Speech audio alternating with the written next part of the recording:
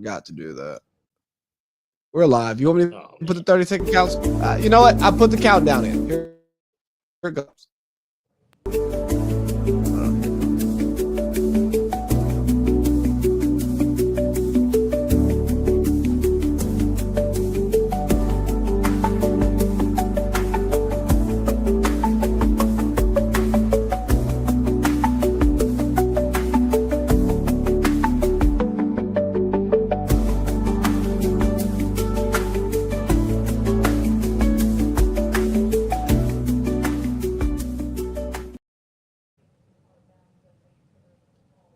Hey, Pete, how you doing? We are doing good. How is the Imperial AC Lee doing today? You know, I don't think I'm imperial, but I'm not too bad. I'm, just living life, doing was it hood rat things with my hood rat friends. You know what they say? I've heard it before. I didn't realize that you were in the hood and you were doing hood rat things. But Oh, I'm definitely not. I'm hanging out with LeBron. what do we have there? What is that? Is it a LeBron cozy? James. Yeah, LeBron James koozie. Yeah. Oh, koozie. Excuse me. Yeah, not a cozy, but a koozie. Yeah. You know, we're big fans of we're big fans of LeBron James over here. We support him. Where's the Lobos tequila then, asshole?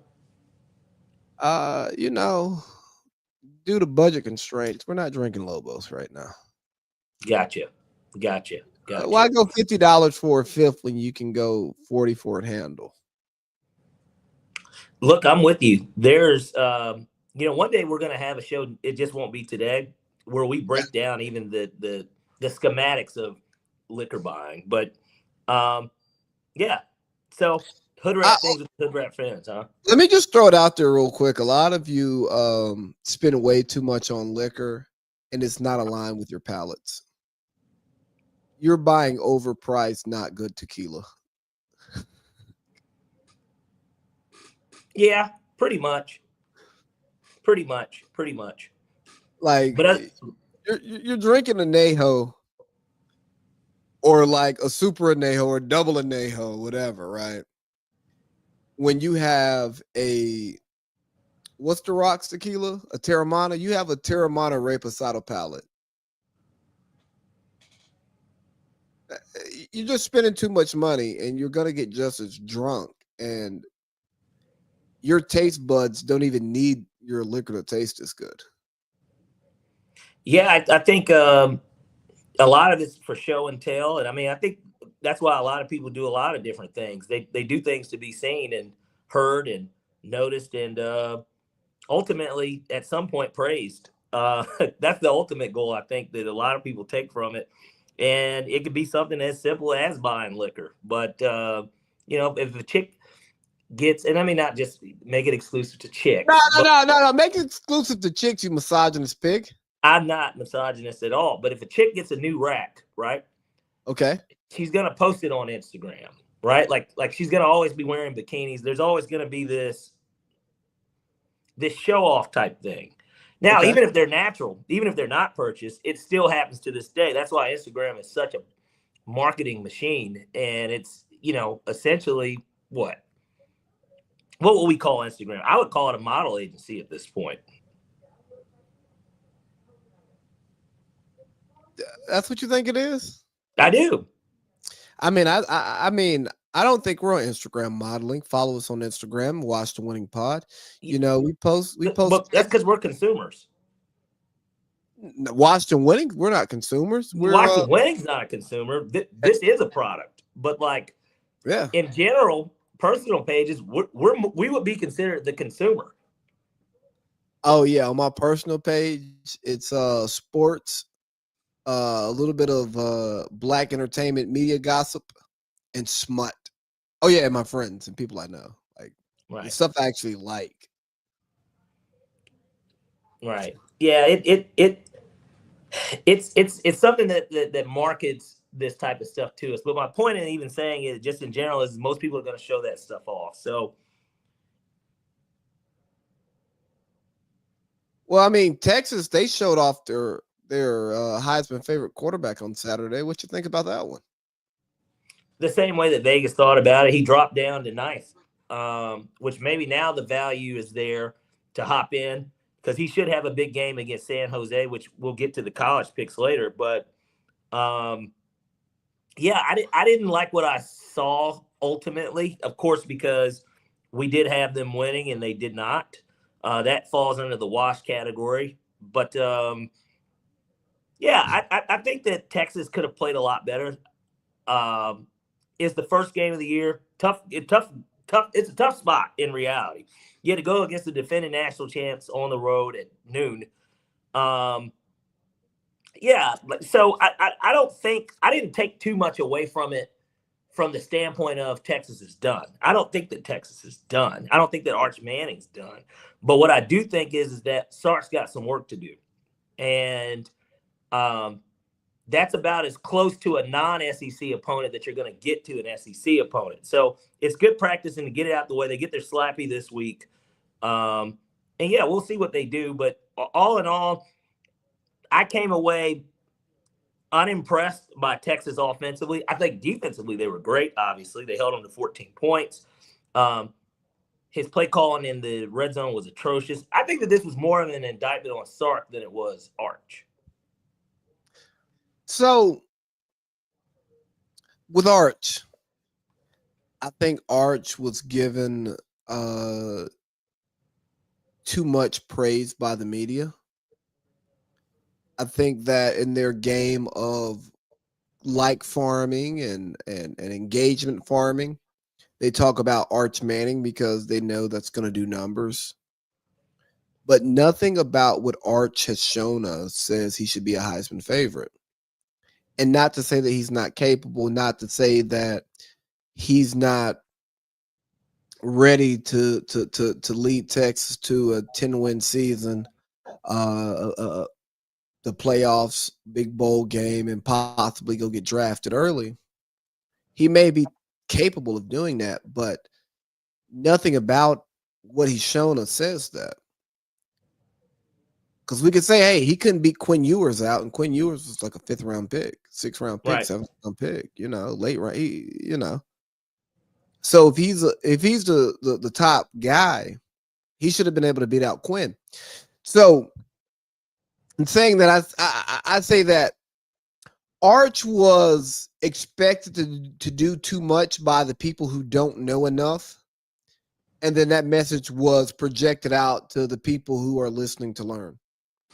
Which is why, we have this podcast, Washington Winning. You should listen to us because we try to actually level set, and we're not out here. We're not engagement farming. We're telling you what we really think and what we believe. And we try to disclose our biases too. Right. And I think a lot of people would maybe look at this and say, well, these guys have an SEC bias because they're based in the South. They grew up around SEC football. SEC football has been about as dominant as Atlanta Rap over the last 25, 20 years. And that's great foreshadowing, Pete. Yeah. Well, that's top notch. We'll get to that. But I'm sitting here now. I had to pull it up. Texas ran the ball pretty well. They ran the ball more efficiently than Ohio State. It felt like Ohio State maybe had gotten the opportunistic runs when they needed to. So if it was a 3rd and 3, they somehow would pick it up. But all in all, the run game was held in check. They were under 90 yards. Sayan only threw for 126 yards. Jeremiah Smith had 43 yards receiving. Like, they held these guys in check. But it came down to what did they do in the red zone, and in the red zone, they were 1 for 3. 0 for 2. Oh yeah. What if you count the red, like the 20? But over 2 and goal line. Yeah, I do. Yeah, and so I think that over 2 the goal line. Yeah, overall they were inefficient in that red zone, and that's what ended up costing them the game. Hey, Pete, can we tell the truth about this? Go ahead. Sark and Arch are media darlings. So they were blown up, and that's why we made Texas #1 with a brand new quarterback, despite Ohio State being the defending national championships, having a track record under Ryan Day of being a top tier college football team, a team that makes the playoff on a regular basis, the 14 playoff, not the 12-team playoff, right? There's no reason why Ohio State shouldn't have been number one if you make Texas number one because of the new quarterback. Now, if Clemson's your number one because we know who Cade Klubnik is and we believe what Dabo's doing there, different conversation, but we didn't do that. But we love Arch Manning because he's a Manning, and for one, ESPN's in business with the Manning family, so you better talk nicely. And we know that ESPN will sell themselves for money, a la the NFL now owning 10% of ESPN. We know who you are, right? Right. We know. And hey, we'll still work for you. But we just know who you are. Hey, camera. No, we didn't tell you to turn that way. We didn't tell you to turn that way, camera. Hold on. But then you have got one of those robot cameras where it just moves around. Yes. On its own? What we got? Yes. And then we got Arch here. You know, Arch, a guy, again, who's a media darling. Yeah. So we bump him up. And then Vegas puts him as the favorite for the Heisman. Hey, people, when you look at the favorite for any major award in sports, that's not actually who Vegas thinks is going to win. It's who Vegas can afford to win at their actual odds.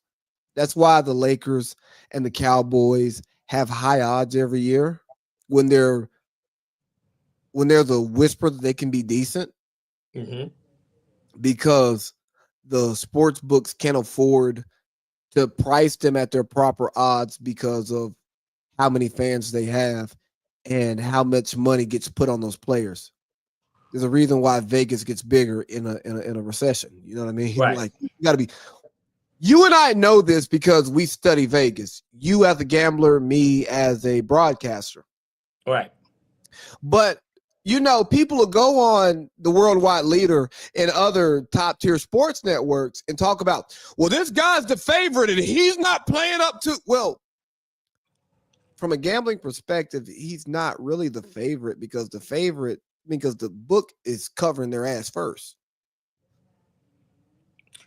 They're absolutely covering their ass first because, again, like you said, ultimately these odds and stuff come about based on action. Action Exactly. moves on. Real quick, Parlay Pete, and that's why, again, when he said these lines become of action.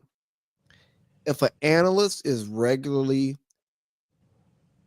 referencing Vegas as to why they are picking a team to do something, you need to understand that that analysis is flawed. That is flawed analysis. Vegas should be a part of what you build into your predictions, but you should just not pick a team, especially when we're talking about over-unders, long-term for a season, championship type stuff, even MVP type stuff, Heisman type stuff. You can't always follow Vegas to validate that player's talent or that team's talent, because it is also a response to the money placed on that team or that player. So, again, this is inside knowledge because I don't work for any of these networks. I'm just trying to by shitting on them. Yeah, and I think that that's a fair way to get people to understand that this is not just because you hear this, why Texas is one. Now, look, Texas is one because you got the coaches poll, then you have the writers who look at it on paper and they say to themselves, well, Ohio State lost their quarterback. Ohio State lost their offensive coordinator. They lost another top receiver, first-round receiver. They lost some O-linemen. They lost their 2 running backs. Texas didn't lose as much as them. Texas did lose both of their wide receivers, but Arch Manning is a Manning. Like, these are the things that play into that stuff. And look, I mean, I'm not going to say that they got me, but they did kind of get me. They got me caught up in the hype of who Arch Manning is, and me thinking the fact that he had more playing experience than Julian Sand and is a class ahead of him, that he should be more prepared for the situation, which I'm not going to say that he wasn't, but that first half was less than stellar. And again, Sark versus Ryan Day might have been the most underrated matchup of the day, or maybe more so Sark versus Matt Patricia. But that's the matchup, and that's the wrench into it. Where yes, the quarterbacks are pretty much unknowns, but Matty P, that's a total unknown. So you can't even watch old Ohio State defense to get an understanding of what the defense is going to do. Brand new coordinator. And you can't really watch Ohio State offense as a predictor of what they're going to do because brand new quarterback. Well, isn't it funny though? Because this is where it kind of came down for me, and why we had this conversation on Saturday. Again, that pedigree, right? Peyton Manning and Eli Manning have gone against Matt Patricia's defense. They both have. Yes. So certainly they know his tendencies. Whether obviously with college, it's probably a little different. It's apples and oranges, but they're still fruits. He still had an understanding of what he likes to do, whether that's he's a pressure guy like a Flores, or he loves to do man, and he likes to have this safety that's in a special safety where he kind of reads the defense and he's going to blitz depending on what you show him. There's these little nuances that I felt like Arch, and I'm not saying his uncles do this because then it would turn into basketball, AAU basketball. Now we're listening to people's parents and family members as opposed to the coaching. Sark's a coach for a reason. I'm sure that Cooper and them are hands off on it. But when they do get a chance, I know that they talk to them. There's no way that they don't. It would be a disservice to him if they didn't. But you know what? As we kind of wrap this Arch piece up, Arch hasn't played enough football to know how he responds to the changes, even if he knows the changes are coming.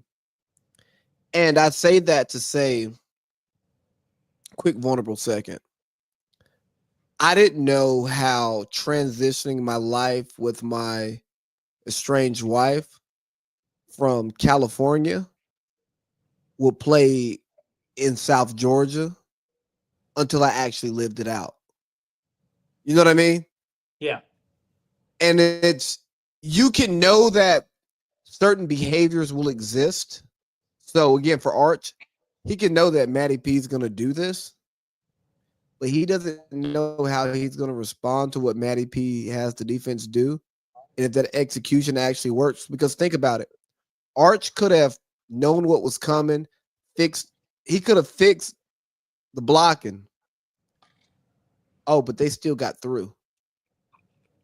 We don't know how Arch responds to that until he gets put in that situation. So, again, this goes into why we didn't believe in Anthony Richardson and why I think Arch is going to come back for a fourth year. It's about getting the reps and seeing these different looks and being able to respond to these different looks to build your floor before you become an NFL quarterback. It's growing pains in general. Like you said, I mean, he started in 2 games and played in a handful outside of the 2 that he did start last season. And, again, he was going against UTSA and Rice. Like, those are the teams that he played. So I think all in all, the jury is still going to be out on them in Texas. I don't think that they have anything to worry about until they get deep into SEC play. Certainly that Alabama game does not look very daunting at all. I think everybody's off on Alabama, which I guess we could just transition in general into what we saw this Saturday. I think that we were on the phone and we talked about it. I said, who's going to be the team that gets upset that's ranked playing an unranked team? And we both basically at the same time were like, probably Alabama. Yeah. And that's exactly what happened. And shout out to Castellanos, though. Castellanos looked like Kyler Murray out there. That's basic. I thought that when he played at BC, seriously. I always kind of was like, man, he kind of reminds me of Kyler Murray a little bit. Because he's a fast midget? And he had better talent around him at Florida State. Even a bad Florida State team from last year that returned guys, plus whoever they recruited, plus the portal, he was going to look better than he ever looked at Boston College. And he made noise at Boston College. Like, Boston College was ranked when he was the quarterback. So, like, he lost his job at BC too, though. Yeah, I know they had a freshman. Well, look, when you're in that betting cycle, I have to know about everything. And I watched Boston College, and the guy that they did take over him, hell, me and Justice both thought, man, this guy looks like a stud because he did. He looked like he had an arm. Bill O'Brien, he likes to run things a certain way too. He's another one of those type of guys that likes to run things a certain way. And I think that Castellanos wasn't a good fit for what Bill O'Brien likes to do. So that's a part of why I think he moved on. And just in general, he went to greener pastures anyways. I'd much rather be the quarterback at Florida State than I would Boston College. So, like, it worked out for everybody in that situation. But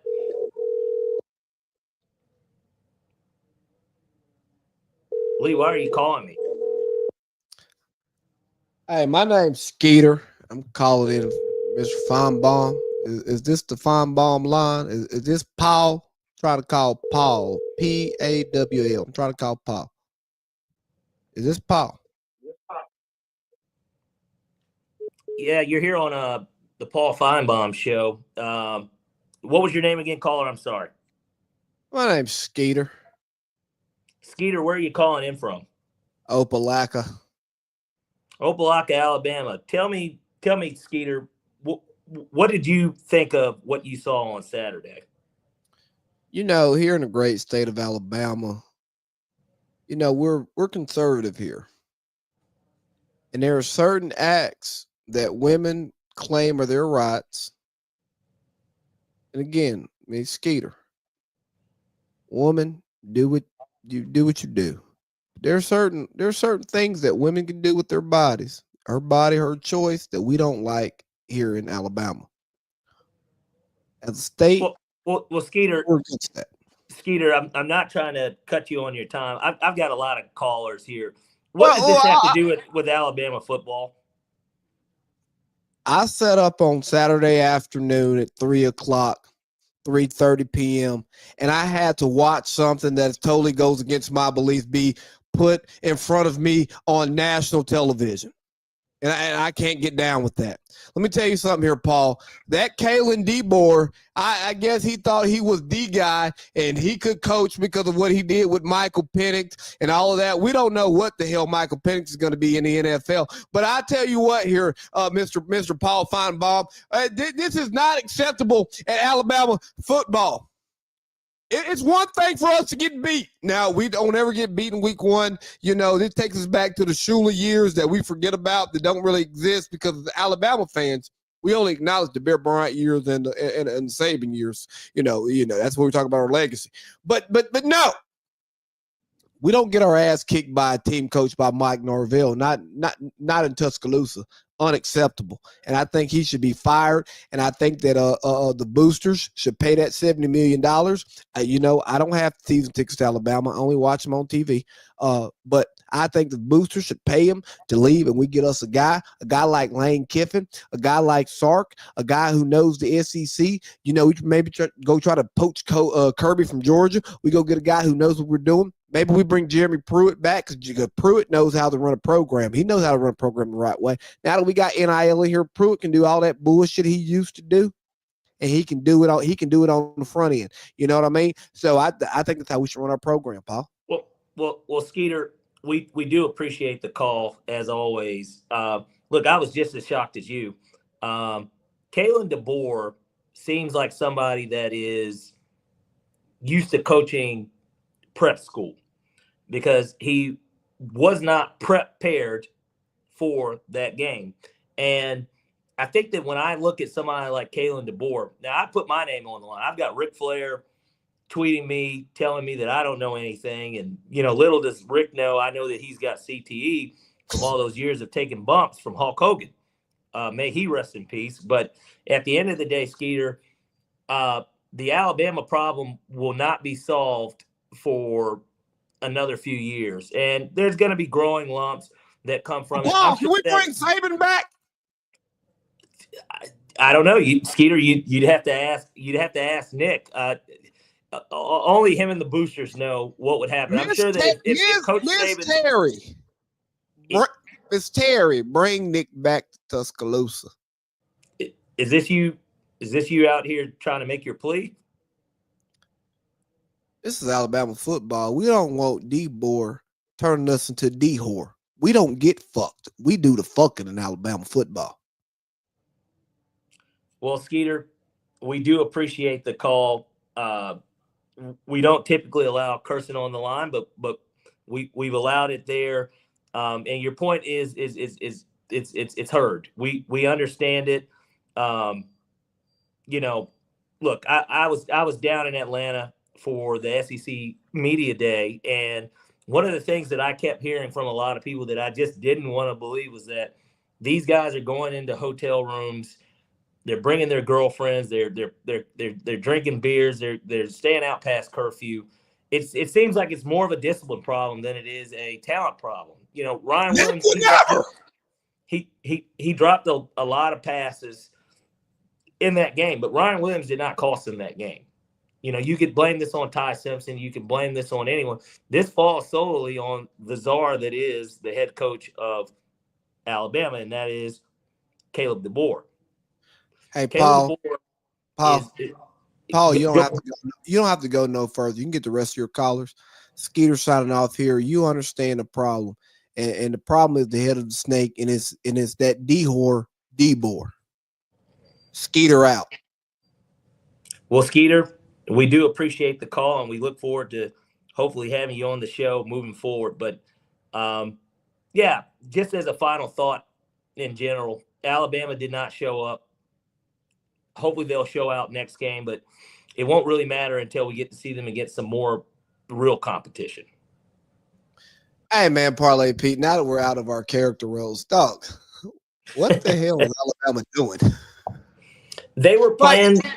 It's one thing to lose, right? It's one thing to lose. And I think you and I were on the fence about Florida State to where we could say they may be trash, but they may be really good, and they just had a bad year. And then spirits got down, and it just didn't work out. But Norvell, he hasn't been great, but he's put together some really good teams. So they're unranked, but they could be the 14th best team in the country right now. We just don't know. We got to see it. Well, look, I don't think that a lot of Florida State boosters, fans, anyone honestly expected them to win the game, but it wasn't unheard of if they did. And it's because the talent pool is almost the same. So it's not like yes, Alabama should have superior talent to Florida State, even now. Like, let's scrap Jimbo, let's scrap Saban. Alabama should just have better talent than Florida State. They should. No, they should. Today they should. Coach for coach, program for program. Today, they should have been the more talented team that won it. That's why they were a 2-touchdown favorite. Like, they should be more talented. I don't know if they should be more talented simply because Florida has more talent than Alabama. And Florida State has a rich enough history, although they do have to share talent with Miami and University of Florida.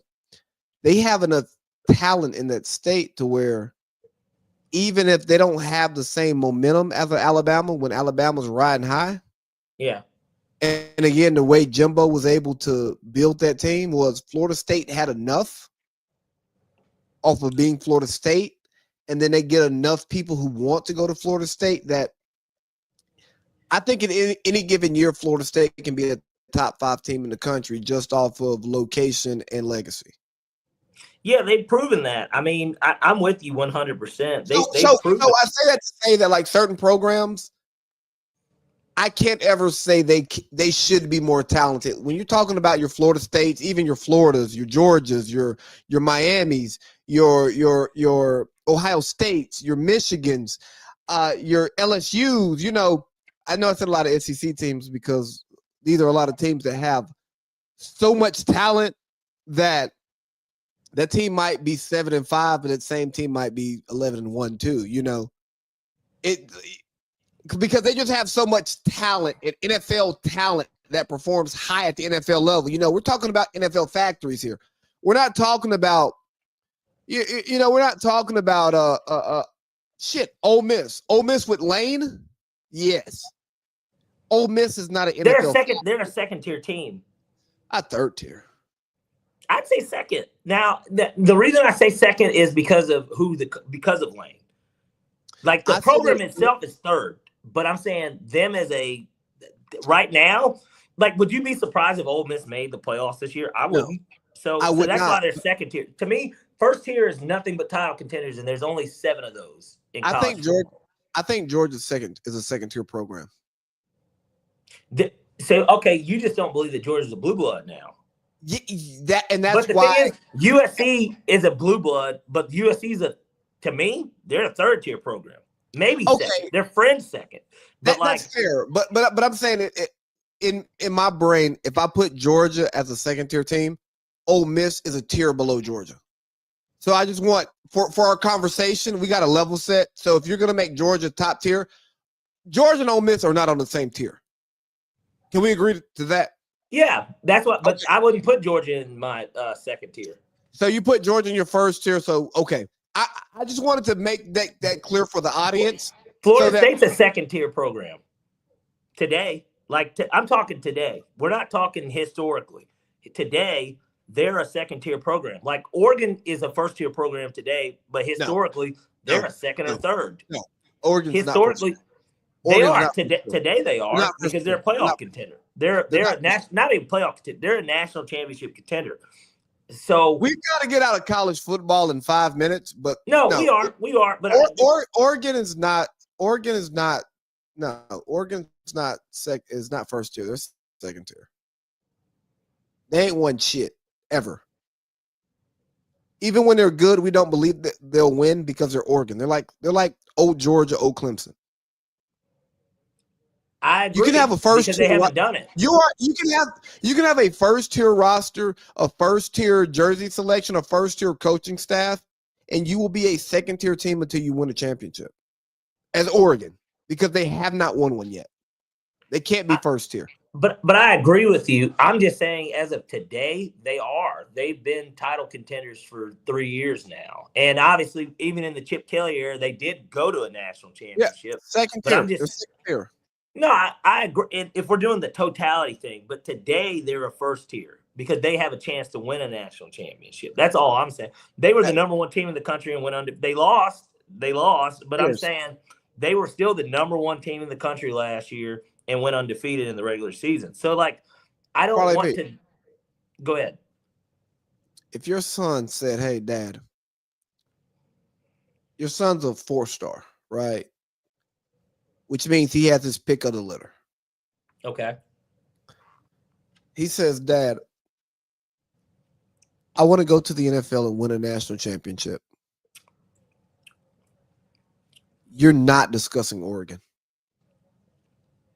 No, I would. At the end.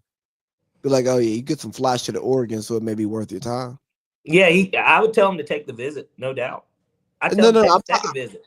I'm talking about he's taking his visits and he says his priorities are NFL is 1, win a national championship is 1A. And I want to pair these two together. Oregon's not in your top tier of colleges, bro. It's not. Because you don't what would the tier how many teams can be in a tier? Only 5?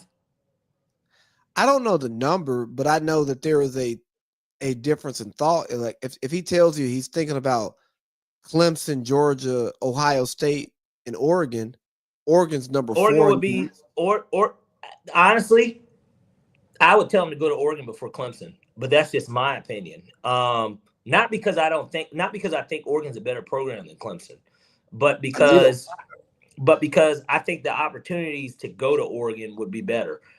But no, I would absolutely tell them Georgia or Ohio State. If you got offers from Georgia or Ohio State, that's who it's down to. We're not discussing Oregon from that perspective. But I'm saying based on his position, because you think about his position, the coaches, what they have set up, what their track record is, right? Yeah. He says, I want to go to the NFL and win a national championship. Once he lets you know and you say, hey, what about this school, right? Better NIL, good NFL pipeline, one of them schools like Herm Edwards at Arizona State, right? You can go play for Herm Edwards at Arizona State. You're not going to have good college success, but if you're a pro prospect, you're going to get drafted high because he's an NFL guy, right? Good conversation, and good, overall just setting up for the NFL. I mean, it's similar to Colin going to Alabama to play for Avery Well, Johnson. well, It's yeah, similar but to like, that. Like, but again, like, hey, I like the coaches who called me and asked about you. These are my friends, so like, they're gonna value my recommendation way differently than when they call another program because we solid and I'm actually gonna tell them the truth, and I ain't got to worry about them going on record with this shit. You know what I no, mean? I Or mean, even put it out off the record. So like, but in that, you would not put Oregon in that conversation if you know that winning a national championship was important to your son. I'm not going to believe that you would put Oregon over Clemson. I I just can't would believe though. it. As it stands today, I would. Look, I mean, I know that Clemson played LSU, but like they're 0-1 and Oregon's 1-0.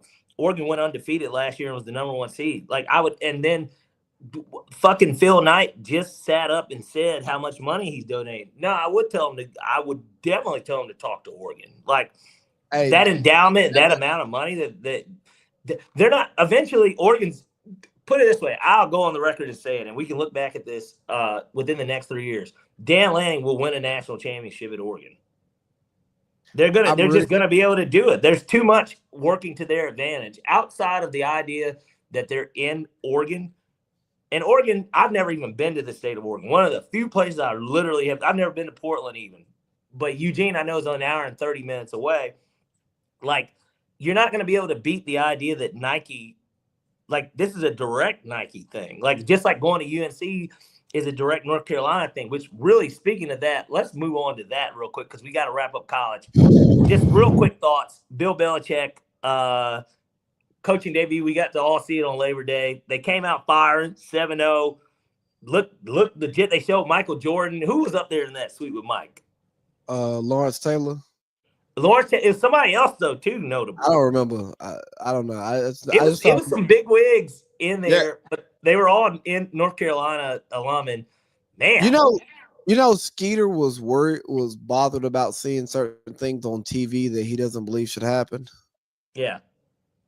If I'm a UNC fan, me and Skeeter, we're feeling the same. We're feeling the same thing at the end of week 1.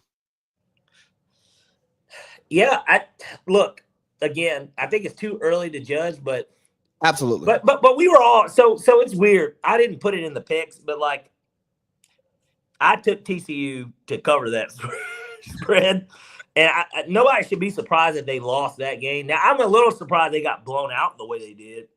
Honestly, like I am surprised that they got beat like that. Hey, let me tell you something. I was listening to Gil's new football show, and they were talking about it yesterday. And you know, Skip has like not many good words for Bill Belichick at all. Right, naturally. And Aqib Talib was like, you know, he played for the Patriots. He was like, he said, we held Brady to 13. Bill took my second chip away from me. We held Brady to 13. I'm supposed to have another ring. But Belichick held McVay in golf to 3. In the Super Bowl. Yeah. Like with the top tier Todd Gurley. But think about Aqib Talib, a guy who played in New England, who knows who Bill Belichick is. Although he didn't win a Super Bowl there, he was great there. He goes to Denver, wins the Super Bowl, and that great defense that carried Peyton Manning. And then to go to the Super Bowl against Tom Brady, a teammate and a foe, you hold Tom to 13. When you had Peyton, and that was bad Peyton. That's as bad as Peyton Manning could be. Not even rookie year Peyton was that bad. Hey, right. But that Denver Peyton Manning, if you hold Tom to 13, obviously he'll get you across the finish line. They scored that Tom Brady had no passing touchdowns in that game. Bro, so just I know, like Mr. Super Bowl. Not Wes Welker, Julian Edelman was Super Bowl MVP. Wasn't he? Yeah. Because Brady didn't do nothing. But So imagine being Aqib Talib and hearing somebody tell you that Bill Belichick can't coach when you're like, no, I played for him and I went against him in the Super Bowl and we did exactly what we wanted to do defensively and we lost. And Yeah, we had our way. And it was because of his defense. So I say that to say that Bill needs time to build his program, but if Bill can get the right kids in who buy into what Bill is preaching, and I will say that what Bill is preaching is very hard to get people to buy into, especially in today's society. If he can get the people to buy into it, they're going to be coached well. Coaching's not the problem. Maybe relating to the people he's coaching is the problem, but the actual X's and O's, I can't believe that's the problem. Yeah, nobody should have thought that Gio Lopez was going to go in there and light shit up. And so, but to close this out just real quick, okay, because we got to get to Ratlanta. At the end of the day, Bill's not going to be there to do that. That's why his contract's set up the way that it is. There's going to be a title-ready team that will be signing him this offseason to coach in the NFL. I highly doubt that he'll be back there. I'm not going to argue with you about it, even if I don't agree with you. I'm not confident either way. Yeah. But let's talk about Ratlanta. I mean, I don't know how long the conversation goes between two law-abiding college graduates who grew up outside of Atlanta but spent a considerable time in Atlanta. You live in Atlanta. You know, we go out in Atlanta. And we never looked up to any of these people, and I don't know why any of this matters. And people are saying, "Oh, what's happening to Atlanta? Let's go talk to academics, the most non-street nigga alive, and have him explain to us why the shit in the streets is wrong and be the conduit for the conversation." When it's like, hey, make slaps. Atlanta got hot off of rappers making slaps. Yeah. Atlanta will stay hot if rappers make slaps. And for you people who think this street shit matters, y'all are a small microcosm of the hip hop culture. And y'all are the people who don't go to concerts. Y'all are the Falcons fans who say that you like Michael Vick over Matt Ryan, but you never bought either's jersey and you never watched either of them play in person. Y'all they were tailgating their ass off though, weren't they? Some of them, and some didn't even bring a bottle to the damn tailgate. And some of them went to church and got home at 1:15 and missed the first drive. You know what I'm saying? Yeah, and again, I think that gets deeper into the real issue with hip hop. And in reality, one of the things, because they've been leaking so many Young Thug jail conversations. He brought up Kendrick Lamar, and he did bring up Drake. Bro, he's stupid. No. But what he said made total sense, in a sense of when you look at somebody like Kendrick Lamar, in a weird way is like a lot of his mystique. Yes, he's a great MC. But a lot of his mystique is the idea that he is the unknown. He is not somebody that hops on a lot of people's records. Like, he doesn't do it. Drake is the opposite. Drake hops on a lot of people's records, but he makes them hot. And this is what Young Thug said. They're not my words. This is what Young Thug said. Because it's true. Drake done help feed so many niggas' families because he has. I know he has. Like, I don't even know personally. Hey, bro. I'm not gonna lie to you. If this topic was gonna turn into you glazing Drake, no. I'm bringing it up because it's a part of it. But it's getting to my point. It's getting to my point. My point is that at the end of the day, that to me will be the bigger downfall for Atlanta in a weird way. Drake is still, to me, the biggest artist. I mean, Taylor Swift's the biggest artist in the world, but he's the biggest hip hop act in the world. It's not Kendrick Lamar. It is Drake. Drake is a bigger artist than Kendrick Lamar. check your Spotify, or you don't do Spotify. Check any of that stuff. Now that the dust is settled, Drake still has more monthly listeners because he's got more hits, which is it's just fact. But at the same time, if you look at somebody like Kendrick and the type of music and who he appeals to, he does not cast a net over the world. Drake has a worldwide web. And that's why it introduces people. He did not put the Migos on by doing the Versace remix. He did not put them on. Can you tie this back to Young Thug and not? I am. I'm trying on to. your knees. Well, look, Lee, Young Thug.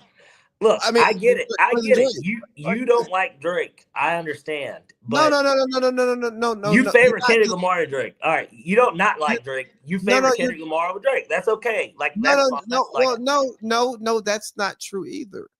Okay. That's not true either. I listen to Well, then how am I on my knees then if I'm telling the truth? I mean, because you are just glazing Drake to make your Young Thug point. Make the Young Thug point, nigga. I'm making Young Thug's point. That's the point. The point is that that's what Young Thug said. I didn't say that. I'm regurgitating it, and I'm adding in the wrinkles of, if you look at all the Atlanta artists, which is how the last verse on Not Like Us, how it kind of goes into that. He named a bunch of people that Drake made music with that all have seen much more success. 2 Chainz is still great.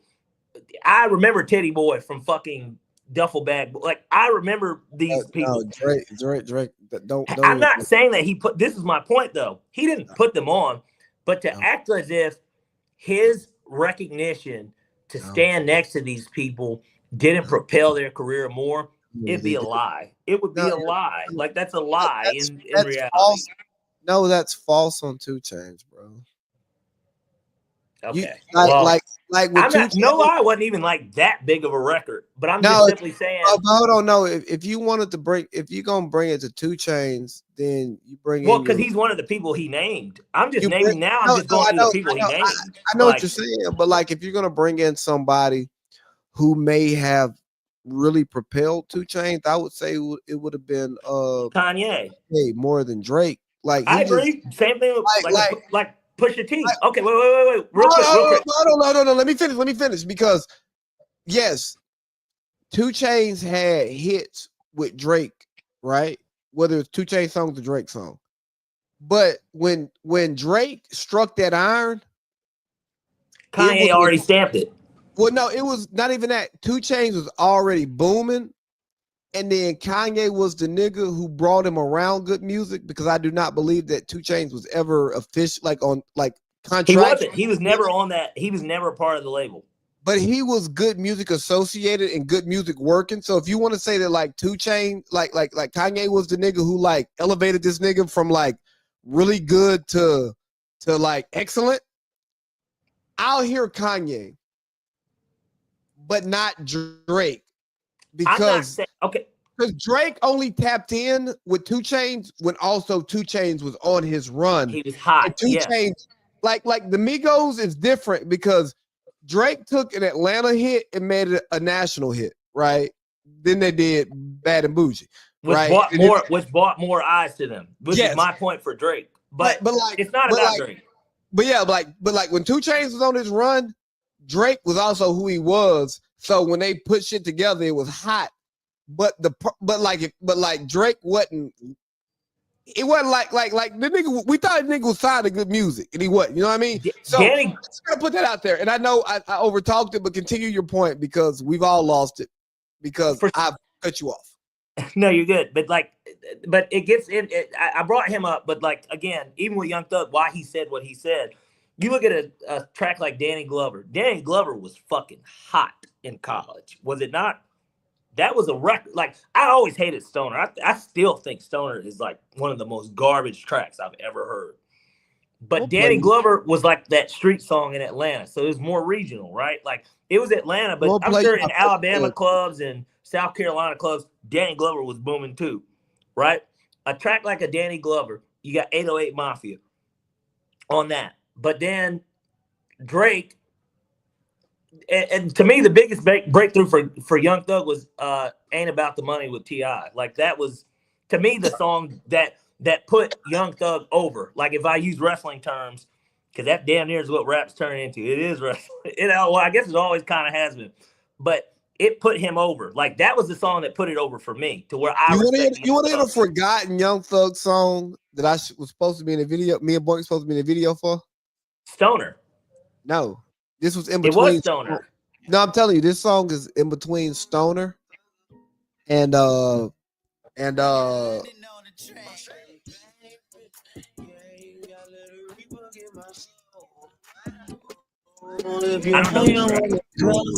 Huh? I don't know this track. I know you don't. It's done over 1 million views on YouTube. I just know that he did Stoner on Parsons, because Tatiana and this other dude that Justice knew, they were both in the video. So this video, the song I was playing, Marv shot the video for it, and it was before, I want to say, Nicki hopped on Danny Glover. No, it was before. No, it's actually before Stoner blew up when he shot it. Then but Stoner was already out, but it just hadn't blown up. Yeah, but Stoner went crazy. Between the time Marv shot the video and the time he was ready to put it out, Thug had signed the Rich Gang deal. Yeah. Because I'm probably saying shit I shouldn't say on broadcast, because, well, fuck it. I don't care. Marv, hey, Marv in London, so Marv couldn't get into contact with Thug in London. And he's like, hey, man, I'm trying to release this video in coordination with you all. He ended up shooting the back end of the video and then ties in the footage he has with Trader Truth and Thug to make it a full video, and then drops that shit on World Star. And like he did millions on World Star, and it's done $1 million on YouTube. But me and Boink were at the initial video shoot. We were supposed to be extras in the video, but we ended up not shooting the whole video. Yeah, you told me about it. Oh yeah, no, because me and London almost got into it because I didn't know who he was, and he was a little. He's like, hey nigga, I'm the producer. He was a little too aggressive for me, and I ain't on that shit. Well, you know how go ahead and race that horse. So it was funny, right? Because here's the thing about me, and it's a problem that I have, that sometimes I'll go in environments and I have my way of conducting myself as a man, and that sometimes like runs in contrast with what people who have egos and have backing and they've been elevated by society, and they've been pampered by those around them. See, I don't be playing that. And not because I'm disrespectful, it's just because when I go into the bathroom and I got to drain my main vein, I take my hands, I put it in my pants, and I grab it, and I allow that to happen, right? That's me. I'm a man. I stand up when I pee. So then he doing all this like, oh, you both know who I am. You the producer. I respect you. I ain't going to disrespect you, but you got to understand, you are not the man on the front of the camera. So I'm not going to remember who you are. It's no disrespect to you. You know what I mean? No disrespect to you at all, London on the track. But, nigga, I don't know who you are. I know who Young Thug is. It's the 6'4" ass, 154-pound ass nigga with these long ass dreads. I know him. I'm a stunner. Yeah, no, I know him. And I know we got London on the track, but that's all I know you as. I know you as a soundbite, nigga. I don't know you as a face. No disrespect. If I see London today, hey, it's love. Hey, you've been amazing. The shit you did with Summer Walker, the shit you put her through. Hey, great music. That's dope. But in 2013, 2014, I don't know your face. Your face card ain't that good yet. You are like, you're a celebrity among celebrities, but you ain't a celebrity amongst the common folk yet. And I think people don't really understand that yet. Just because you can move in those circles and be respected by those people as a professional, it doesn't mean that you have a face that everybody knows. But you know what? I'm going to pass this off to you, and I'm going to rush my racehorse And you know what? I'm gonna leave a topic with you before I go. Well, I'm just going to go ahead and close it out while you do that. And by the time you What? get back, I think we'll be ready for our NFC preview along with our Hey, NFL superlatives and predictions for the season. hey, do you have 2 minutes to pray for Pablo Torre? Like, can you just send up a prayer Oh, for? well, of Oh, I'm course. going. Yeah, we'll set that up as well. But all in all, I think that ultimately, when it comes to the Atlanta allegations and everything that is talked about, especially when it comes to the face of kind of the rap universe at this point, um, it's one of those things where everything has changed. And personally, I mean, I'm not a street dude. I'm not in the streets. I mean, I live here, of course, but certainly being from here and being a part of here, I look at it just as one of those things where, you know, it's changed. Like I can already feel the change. Like you can just feel the change. But Atlanta has already been changing for what it's worth for a long time now. Atlanta's been changing. So this is nothing new.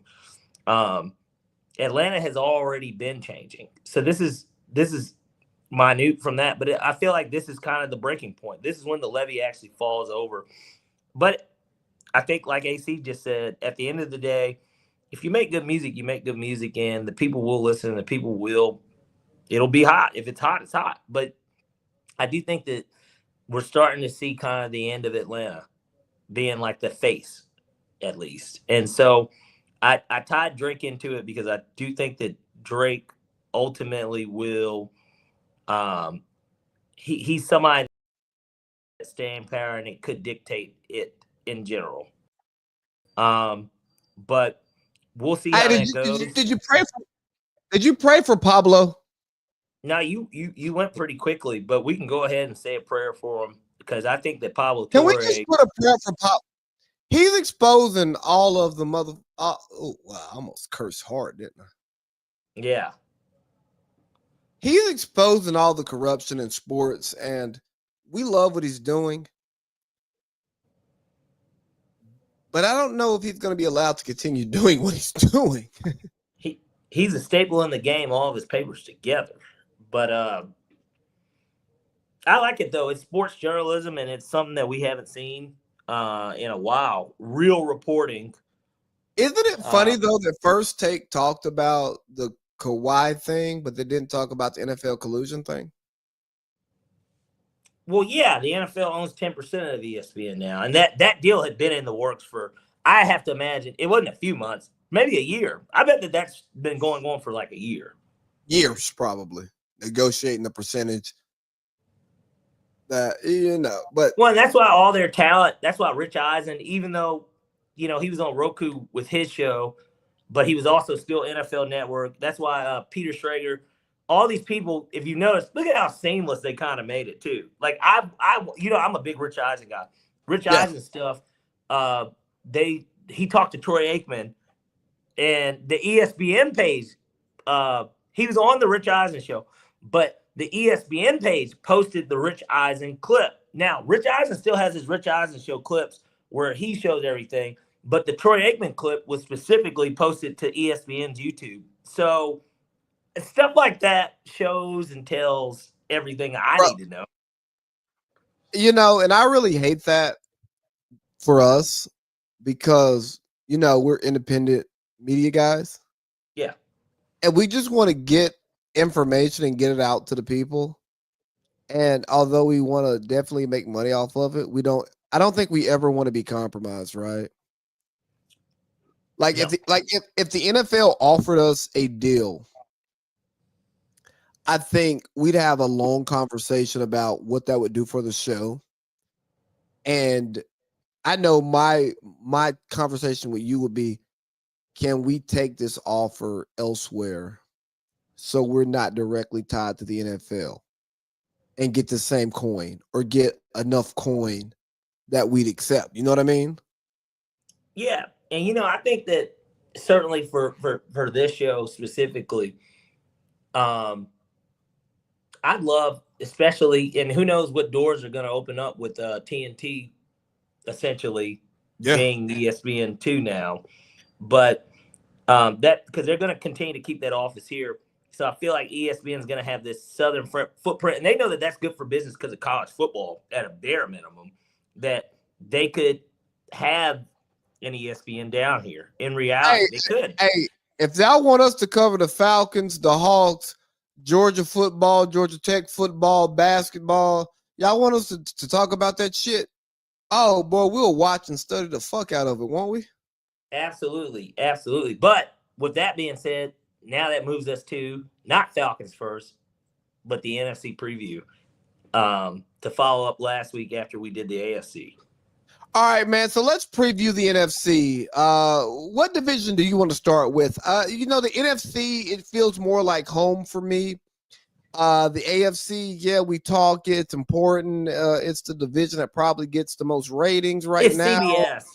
It well, now it doesn't matter, but it was always the home of the CBS, and we obviously are more Fox watchers, anyways. I mean, I'm not a Fox News guy, but I'm a Fox Sports guy, like nobody's business. Yeah, that's why we loved ESPN getting Troy and Joe, because we were like, makes sense. They're the best in the business. As a team, they're the best. So, fuck it. Let's go NFC. Let's go NFC North to start it, right? I think that's a great place to start because the Packers just acquired Micah Parsons right before the season started. Yeah. And look, it's funny because we're starting off with them, and I know that we either would always go up or down. And my thought was, honestly, before Micah Parsons, it's not that I hate that he got traded there, but so even without Micah Parsons, my prediction was always that the Packers would win this division. I thought that Jordan Love has to have that breakthrough this year. Obviously, they made the playoffs last year. They lost to Philly.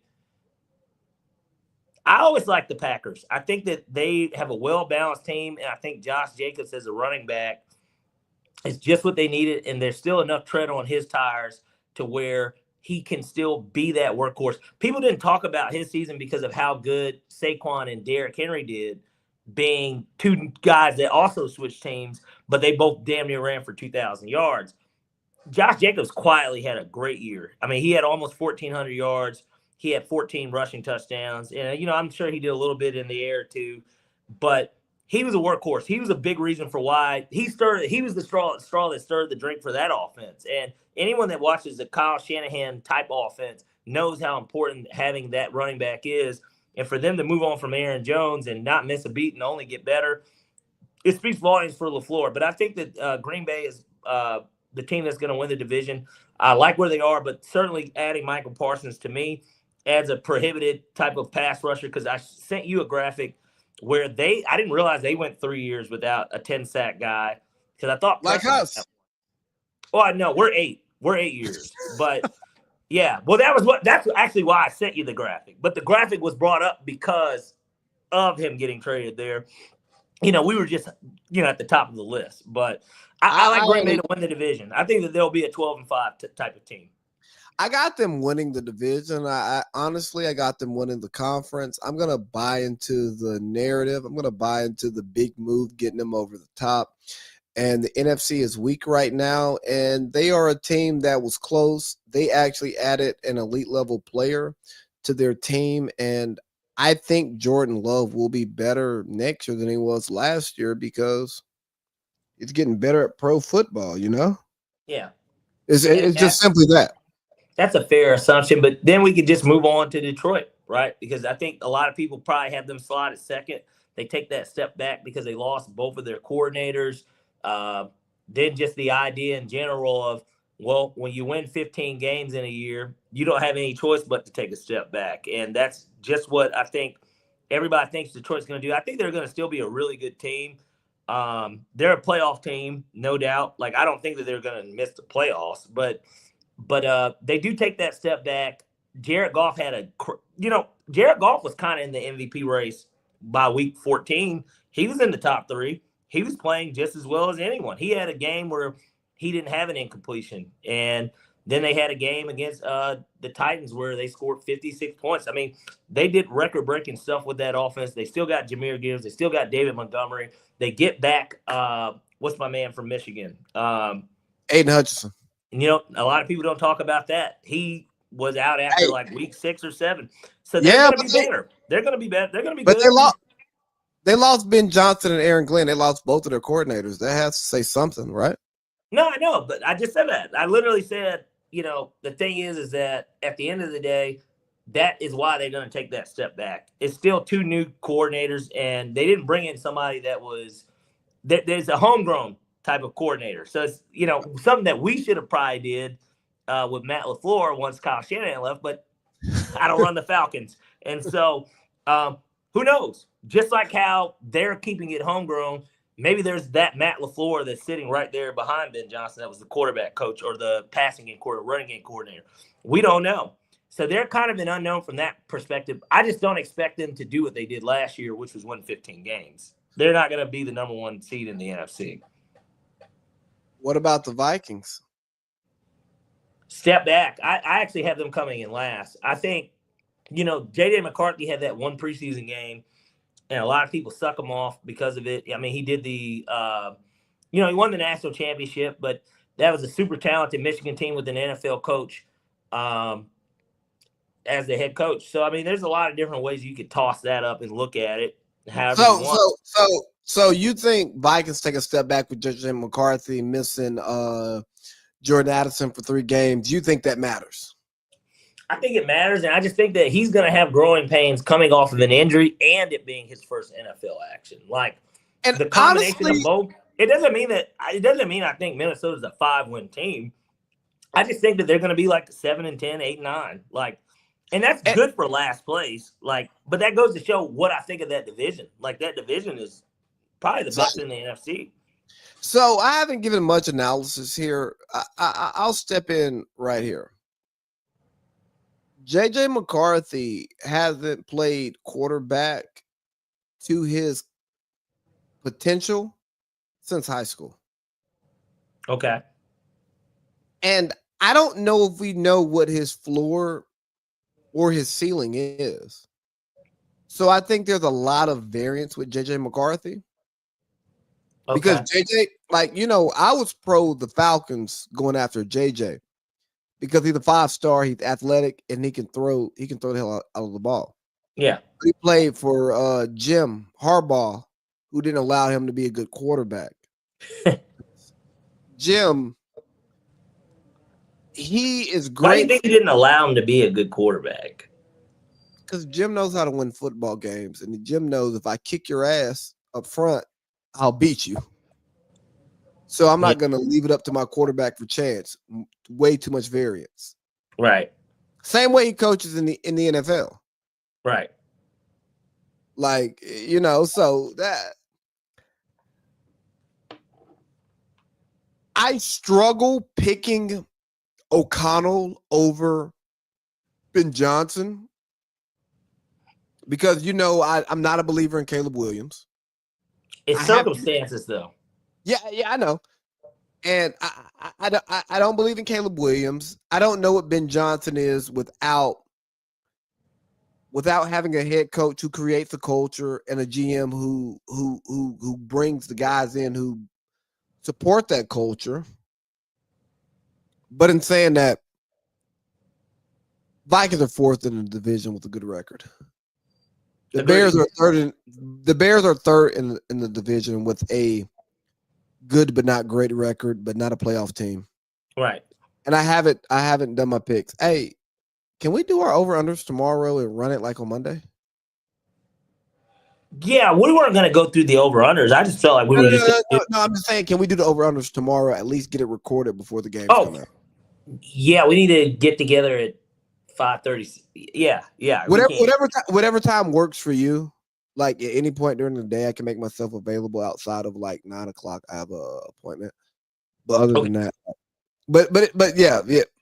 But in saying that, without doing my full schedule breakdown, all of that stuff, I think the Bears are 3. I think who do I got it to? The other team. The Detroit is 2 and the Packers is 1. NFC East. West. No, I want to do West before we do the South. East. Well, East will be relatively quick. I think we all fully expect the Eagles probably to win that division again. They lost a lot on defense, but they still have Vic Fangio as the DC, and they've actually already drafted the replacements. In a weird way, they're almost treating it like college. They kind of have already had it set up. I mean, think about it. Jordan Davis, Nakobe Dean was on the field more than Jordan Davis last year. So now with Milton leaving to go to New England, like, I don't know. They're already kind of set up defensively. They're unproven in terms of full-time stars, and I don't know what the depth is behind them. But they already drafted their secondary, essentially, over the last 2 years.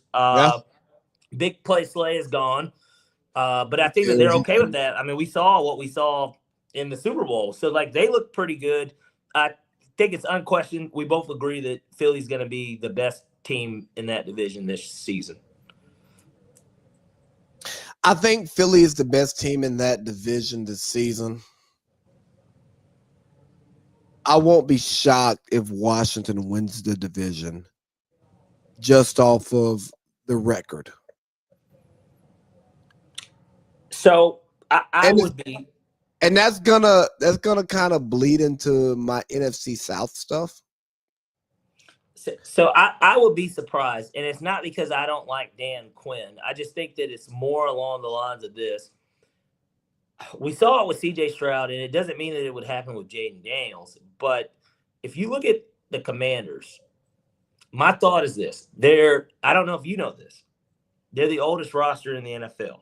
Yes, I do know that, and it's apparent because you've got Von Miller, you've got Bobby Wagner. Like, these are the guys kind of tailing the defense. They had the best season that they've had since 1991. So the idea of them building on that and exceeding what they even did last year, which came out of nowhere, it's hard to believe, especially when the defending champs are the team that's in your division and they're already still so set up. Like, I don't see the Commanders winning more games than them this year. I don't. But with the Commanders playing a second place schedule versus the first place schedule, and Von Miller, Philly. Yeah, I'm with you, but Von Miller, it's just like Kansas City always playing a first place schedule.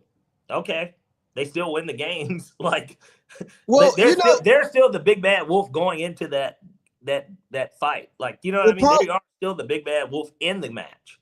Well, Parlay Pete, I'm not the best with predictions. I'm the best at telling you what I watched. Okay. Yeah, I'm not a big. I don't like to predict if I haven't seen it yet.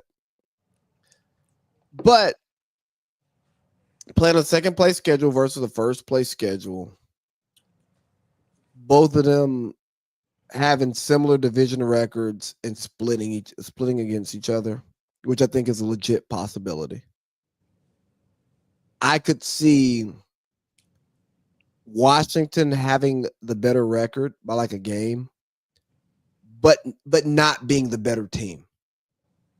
You understand what I'm saying? I understand what you're saying. I don't have a world where I envision, unless Jalen Hurts gets hurt or something, I don't have a world where I envision Philly wild card weekend playing on the road. I just don't see it. So, like, I like Jaden Daniels, obviously. It's not a prediction. As you know, personally. But I'm telling you, it's not a prediction. It is just a conversation point. I think that's worth having. It is, because if you're gonna put a gun to my head and say NFC East, Philly. I trust Howie. That's what it boils down to. I trust Howie Roseman more than damn near anybody in the NFL today. Yeah. You know how I felt about Bill Belichick. Even if Bill Belichick wasn't winning, I felt that Bill Belichick was doing it the right way. That's how I feel about Howie Roseman. Well, if you feel that way about Howie Roseman, then how do you feel about Jerry Jones? Because there would be the next team on this list. We're not, actually, at this point, we're not even going in order. I think the Dallas is going to finish last. But, and I know that sounds crazy because of, like, they do have Dak. They do have CD. They do have George Pickens. I think that there'll be similar to, man, honestly, those Falcons teams that were going 7-10. That's what I think that they're going to look like. I think they're going to look just like the end of the Matt Ryan era teams. They're going to be a team that will score and can score, but the reality of the situation is that they did trade away their best defensive player, and he was an all-pro player. It wasn't like we just never had one, but like they traded him away. They paid Deron Bland. Hey, no, Vic made All-Pro our Super Bowl year. Watch your mouth. Okay. Well, I'm talking about the later Matt Ryan. That's not a later Matt Ryan year. Okay. The later Matt Ryan years are anything when we didn't make the playoffs. Those teams. The 2020, 2019 on Matt Ryan teams. We would score a lot of points. I'm pretty sure the Falcons probably averaged 26 points, 25 points a game. I would imagine we were right in there because we would have some high-scoring games. But here, we're not on the Falcons. Dallas, their issue is that they have they've got Schottenheimer as the coach, first-year head coach, all this stuff. Cowboys dropped this fucking doc. There's like so much going on in Big D to where New Kung Fu Kenny. I knew that was coming. It's so much going on there. New Kung Fu Kenny. I didn't know that was coming. Go ahead, do it again. New Kung Fu Kenny. I didn't expect them to win games. Look at that. You threw me off with all this Kung Fu Kenny shit. But Kung Fu Kenny shit you was saying, nigga. What you expect? Nah, well look. Either way, Dallas to me is one of those teams where they're kind of I don't know what they're even going to really be. I think we know what they could win 5. They could win 5 games. They could win 10 games, and nothing shocking.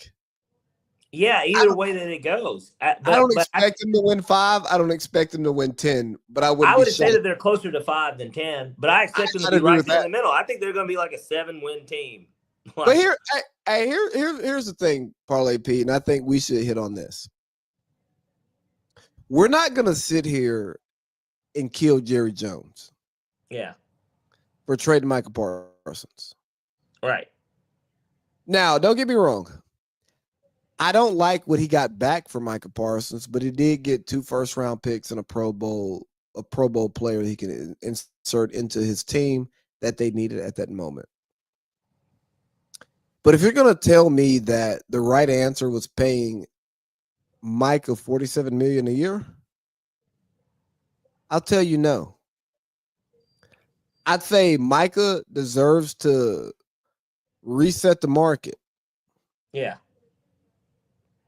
And I can also say that even if Micah's on my team, you don't deserve to reset the market by $6 million annually on my team based on what we have here in our cap situation. Yeah. Now, if we want to shit on Jerry for waiting to pay Dak, Micah, and CD and that messing up the cap, skewer him for that. Take him to Outback, put him on the Barbie or whatever they call it. Yeah, the Bobby. The Bobby, and you cook his ass. I agree with that. But once we have 1 or 2 options, pay Micah $47 million a year, or trade him for 2 first-round picks and a Pro Bowl starter. Yeah. I'm sorry, Micah, you got to go because I may not be able to replace your production in one player and one salary, but I may be able to replace your production for $41 million as opposed to $47 million. And in a hard cap league like the NFL, well, like NFL or NBA, because the NBA is damn near a hard cap now with the second apron. Yeah. You know what? It's in my best interest to let you walk and get compensation for you. But again, I think we both can agree that Jerry should have made whatever move he was going to make earlier, and it would have been better for him. It would have been better for him. Fuck both sides. He could have signed Micah for less. He could have also gotten more draft picks, more compensation had he traded him earlier or later. Yeah. Yeah. And the Giants. I was gonna go to the Giants. Do we give a fuck about the Giants? I think that they'll be a lot more friskier than people are anticipating. I don't understand the Russell Wilson disrespect. Like the Giants might arguably have the best pass rush in the NFL this season. We don't like in terms of the names on that D line. That if Abdul Carter is worth that third. Hold on. Before you make your point, by saying they're the best pass rush, I think you're selling them short. You should say really? You think I'm selling them short? I think you should say they potentially have the best front four unit in the NFL. That's why I think you're selling them short. Okay, yes. All right, yes, you're right. That is not the appropriate way to name them. But all I'm saying is this. That's what those championship Giant teams have been built on. They're not a championship team by any stretch. But I'm just saying, if you look at the history of the Giants and why Eli Manning even has to even be brought up in social media posts for debates of Hall of Fame. Disgusting. It's because of that pass rush that they had. That D line. No, don't call it pass rush. Call it a D line. But it was specifically the pass rush. But yes, the D line had a great pass rush, but it was also a great D line. They could also control the run, which then allowed them to be a great pass rushing unit. And I think that's super important. Sure. Look, I'm on your side, Lee, but I think I know we're saying we're on the same side of this argument. I just want to make sure we frame it properly for those listening. Shout out to the listeners. Make sure you subscribe. Washington Winning on Instagram. Washington Winning Pod on YouTube. You know what I mean? Washington Winning Pod on Twitter. It's X and TikTok. Well, you can tell I ain't an internet nigga. Yes, Sorry. any and everywhere that you can get your fix for content, we are there. But yeah, I mean, they're not much to talk about. I think that they have a chance to be better than the Cowboys record-wise this season. I think Brian Daboll obviously is coaching for his job. I don't think that Russell Wilson's that bad. And what Jackson Dart did show in preseason was that he looked pretty good. But, you know, we saw the same thing out of the one game out of J.J. McCarthy. So I'll hold my horses until he plays.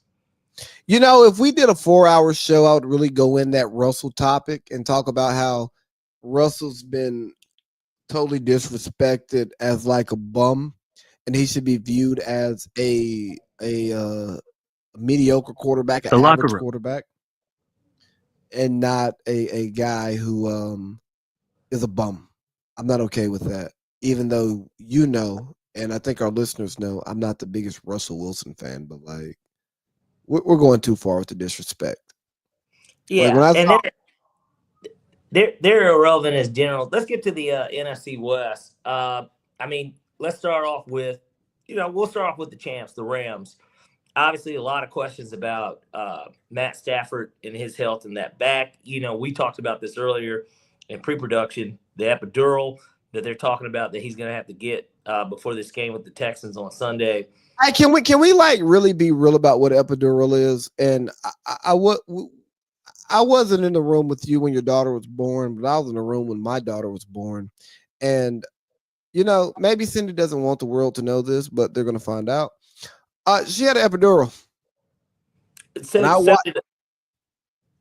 I watched them put that big ass needle in her back. That's not a normal shot. That epidural needle longer than dick. No, it is. She had to get an epidural as well. I don't know if you was like me. I was looking at him like, damn, that shit gonna go through her stomach. Big ass needle. It's intense. I mean, there's no doubt about that. It's an intense thing. But obviously the pain goes away, and she was damn near getting high off of it. I mean, that was how it appeared to me. But I got a funny story I can tell you off camera. I know I can't tell that one on the show. Yeah, but with the Rams in general, I think that adding Devontae Adams certainly is an upgrade over Cooper Kupp, which is. It's not crazy to say in a sentence, but anyone that watches football knows that is an upgrade. one way It or was another. always an upgrade. Even when Cooper Cup was Triple Crown, it was still an upgrade. I don't know about that, but because As again, he Jalen was a Triple Crown. As Jalen Ramsey, his top 5 receivers, he didn't say Cooper Cup, and that was Cooper Cup off the Triple Crown. He practiced against him. That's all I'm saying. Yeah. He said my man's name from East Palo Alto. He said his name. Yeah. Well, either way, it's an upgrade. Kyron Williams looks to be back in, and they still got Blake Corum backing him up. As long as that offense goes as well as it should, the defense is the younger side of the ball anyways. I mean, they had the top 2 defensive rookie of the year. Well, they had the defensive rookie of the year, but they also had the runner-up, and they're both pass rushers. So that's something you need in the NFL. I think that they're set up for success. Jarrett Verse was somebody that him and Latu were both the guys I thought we were going to draft, maybe at 8. Those are the people I thought about. But, we got Penix, and we'll get to the South here shortly. But, yeah, I like the Rams to still win that division. I like the Rams to still win that division. I think Sean McVay is the best coach in the division. I think he's the best coach in the division. You're fucking right. He's the best coach in yeah, I know. I had to hold myself for a second, but then I was like, nah, he's a better coach than Kyle Shanahan. But they're 1A and 1B. Like, I don't think that he's that. Kyle Shanahan's Kyle Shanahan's been to 2 Super Bowls in the last 5 years and 3 NFC championships. The only year that he didn't and he's done it with injuries. So that's something that Sean McVay's never had to deal with. Yeah, Kyle Shanahan's taken 3 quarterbacks and went to the NFC Championship, and then had even that 3rd-string quarterback get hurt in the first drive of the game. Like, I'm just saying, hey, Kyle Shanahan's had to deal with a lot. But you got to blame some of those injuries on the coaching style too, because Kyle consistently has injuries. So I'm with you on the Rams winning the division. I'm all in. Yeah, let's go Rams. Rams house. They say whose house? Rams house. Yeah, I think the next team that we would talk about naturally, like damn playoff standings, will be San Francisco. I think San Francisco's finished last in the division, and they don't go to the playoffs. Well, they're typically last or first. That is kind of how it's always worked with him. Well, they're last. I think they're going to be last again, and I think that seat heats up for Kyle. Not that it should. I don't think it should heat up for him. Me personally, I just am speaking to the culture of football. Back-to-back losing seasons, back-to-back not making the playoffs, and back-to-back of him running players into the dirt, getting guys hurt before the season starts. There's a problem with what Kyle's doing over there. And I don't know. I think they're third. I think they're last in the division. So I don't believe that. I don't think that they'll be last. I think that ultimately when you look at San Francisco, I look at a team that's going to be based on their health. They lost a lot of guys on defense, just kind of like how Philly did. They lost some key players, but they also have guys that got hurt that will be coming back. All in all, that team is always still well coached and well built, because even when they do have the injuries, they've always found a way. Like Isaac Guerrero on a Thursday night game in Seattle, ran for 130 yards. So, they do this. And they got Brian Robinson Jr., which was a nice pickup in case McCaffrey's not healthy. That's a good to go with Guerrero. That's a nice little 1-2 punch. That tells me McCaffrey's not healthy, man. Well, but don't you have insurance on your car, Lee? I legally have to. All right. So they should too. They should absolutely have to have an insurance policy. And I think that that's all that is. I just think that it's an insurance policy. They ultimately have You got to them have second. You got them second in the division.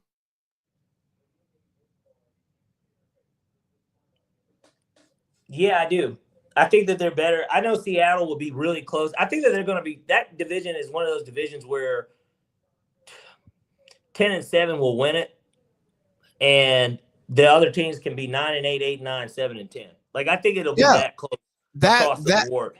Without me filling out my game to game, who I think wins each game, I think San Francisco's a frisky 7-9 team. Me saying they're going to finish fourth in the division, 7-10.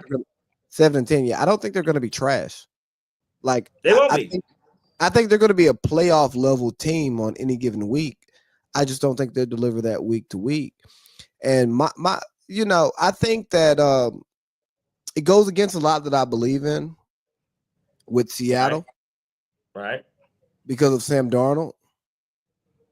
Yeah, you're a big Darnold believer. Why don't you go ahead and tell people what you did last year? Well, we made a trade because Darnold was playing well, and I was able to tie Darnold to Jay Jettas, and that took my terrible team to a place that was competitive. Respectable. And I was vying for the playoffs to get in the back door now. But again, that's not based off my press the button. Yeah, it's not my. No, I said press the button. Which one? I was trying to get in the back. This is. Oh. New Kung Fu Kenny. Thank you, sir. My bad. I did that. Couldn't even catch himself, guys. New Kung Fu Kenny. You try to play it another twice time. for good measure. But I was I'm not a Sam Darnold believer. I just believed in what he did last year. Because I'm not gonna lie to you, I really want to pick the Cardinals to go second in that division. I'm buying in.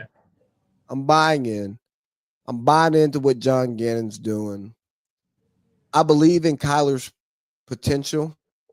Okay. And I believe in their ability to maximize his potential more consistently. Okay. I really want them to be my number 2. Seahawks 3 and 49ers 4. But in saying that, from 1 to 4, no more than 3 games difference. Like I don't see the Rams. I agree. I don't see the Rams going like 13-4.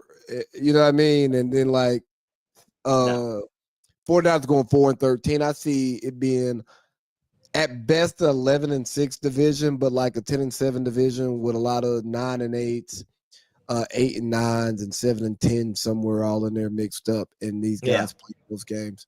But I think it's time to get to the division that we care about, huh? Hey, the most important division here in the South. There's no doubt about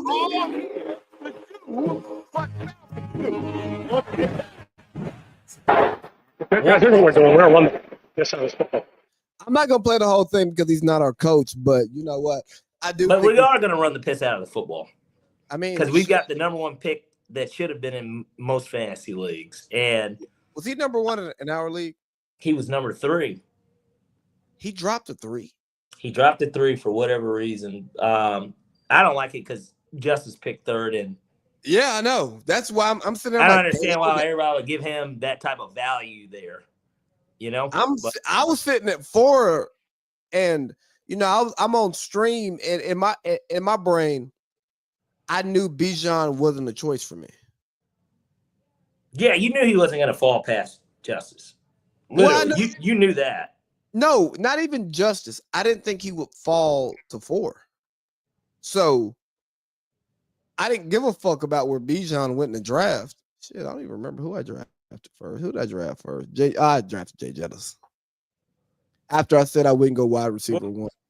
Well, you had to, though. You were in a position where it was too good to pass up one way or another. I'm not taking a risk on Derrick Henry, who would have been my pick there. Yeah. When Jay Jettas is sitting right there, I can't do that. That's wrong. And it's not worth it. You know, Jay Jettas fell to me 7 last year. I got him at 7.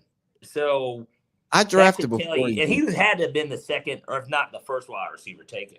Like, I don't like drafting wide receiver first. Did I draft Bijan last year in our league? Yeah. You did. Yeah. Okay. I'm going to say, because I didn't draft Jay Jettas. Who the fuck did I draft if he dropped that far? Okay. I drafted Bijan. That was the right pick. Yeah. Yeah, especially when you pair both of them on the same team. Yeah. And so, look, I mean, you're a ball knower yourself. I think we are. You're a ball knower. You get it. And so, yeah. But here, Falcons. Obviously, I believe we're going to win the division. I think everything points in the direction that this is the team that can be the dark horse. And it's not, it really is not. I promise you guys that this is an objective, biased view of the team. Yes, I am a fan. Yes, I expect and hope that these things happen, but everything kind of aligns for it to happen. And I'm going to break it down for why very quickly. At the end of the day, the Falcons went 8-9 last season. We were 6-3 at one point in the year. So you do the math. That means we went 2-6. That's basically the second half of the year. Kirk Cousins was not healthy. Michael Penix played the last three. I thought he looked solid, certainly for somebody that never played in the NFL. I thought he looked pretty good. We know that the arm strength's there. We have the talented receivers. Running game, obviously, we just talked about that. Now the question is going to be, can we generate a pass rush? Can we set it up to where if we got these leads, we can maintain them? Those are going to be the questions that have to be asked. I think Raheem is going to be the key to whether or not that's going to be possible. Yeah, so I've been on the line because my heart wants to choose the Falcons to win the division. Yeah. My head wants to pick Tampa Bay to win the division. Yeah. But I see us as 11-6, 10-7, 10-7, 9-8. You know what I mean? But I think we're a playoff caliber team. And so that's where I struggle with this because head coach, who's a better head coach today, based on what we know? Between what? Coach Ra? Between Coach Ra and Coach Bowles. Well, it's Bowles today. Yeah. Who's the better quarterback, Baker or Penix? From what we know, it's Baker. Okay, we win the running back matchup, but Bucky Irvin and that other dude, whose name is slipping my brain right now, they're not bad. Correct. Even though we're better at running back, they're not bad. The discrepancy between the two isn't that far off to where we'd have to do something ridiculous in terms of a prediction. Now, then you go to the receiver room. Now, Drake and Mooney should have been 2,000-yard receivers last year. Correct. And we don't know what Ibuka's going to be. We don't know what Chris Godwin is when he comes back. But we know what Chris Godwin and Mike Evans have been. We know that passing game. You know what I mean? And then they have Vita Vea. You know what I mean? They got Tristan Wirfs. You know what I mean? Tampa has a good roster. Yeah. And when you start talking room against room, there's not many rooms that we win preseason. So my brain is hard to pick them, but at the same time, I think our offensive line is better than theirs. Even with our injury, they have Tristan Wirfs injured too. Like you said, so we're kind of canceling, and that's their best O-line. That ain't our best O-line. Our best O-line, the offensive lineman that we have out, it's unfortunate it just so happened to be the blind side for a guy that basically is a rookie. So, that's the negative. Fair. Defensively, their pass rush, yeah, they've got Vita Vea, but that's up the middle. That's not pass rush. I mean, I'm not trying to be funny. Kirk Cousins had a field day twice against them. So, our team-to-team comparison doesn't really drive my analysis. It's our team versus our opponents versus their team on their opponents. And I'll tell you, when I actually calculate the games up later tonight or tomorrow before we record it, I may be singing a different tune after I do it game to game. Right. But nigga, well, Tampa won the division last 3 years, 4 years? Well, even more of a reason. How often does that happen in many NFL divisions? It doesn't. This isn't the Braves in baseball where teams just rattle off that many in a row. It just doesn't happen. I think our time is now, and I look at it this way, and we talked about this in pre-production when you were going to unveil your shocking, prediction. I still can't do it. At the end of the day, Baker Mayfield threw for 4,500 yards and 40 touchdowns, and they won 9 games, and they got swept by the Falcons. So how much better can he be to where that changes this season? I don't think he can be that much better. I think that the unknown of Michael Penix, it all comes down to how good Michael Penix is. I said this last week with the Texas prediction over Ohio State. How good is Arch Manning? I would like to believe in the hype. Now, that is biasness. I want to believe in the hype of Michael Penix. But objectively, I think he is gonna be that guy because of everything that I saw in college. Like, so, and that's just an objective stance on it. But even subjectively, if you look at it, Kalen DeBoer looks like a sorry piece of shit today to everybody. And he had Michael Penix in Washington and in Indiana.